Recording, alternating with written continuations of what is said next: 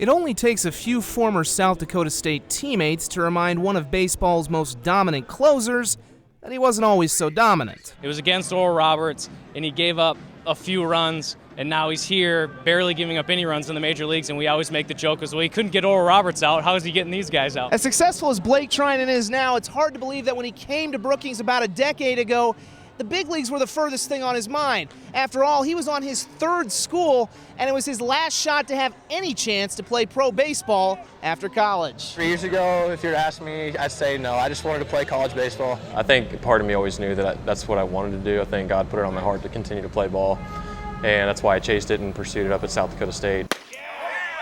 For me, I just always wanted to outwork everybody else and at least give myself an opportunity. He could always get hitters out with that fastball, and then once he started developing his slider in college is when he really started to be pretty good.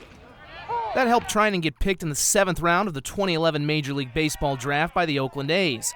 After a trade to the Washington organization, he worked his way up to the majors in 2014. In 2017, Washington made him their closer, only for Treinen to struggle and lose his job.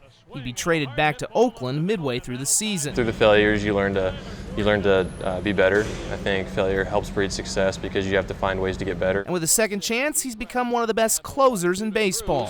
Ring him up, strike 3, call it. Blake is 6-2 this season with 32 saves and a 0.97 ERA, earning his first trip to the All-Star game in, ironically, Washington. What would I tell myself back then? Like, hey, you're going to be an All-Star one day. And I think I'd tell you that would be phenomenal, but I don't see it right now.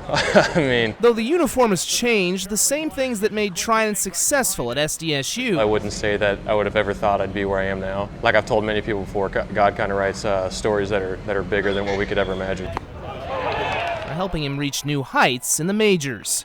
In Minneapolis, Zach Borg, KDLT Sports.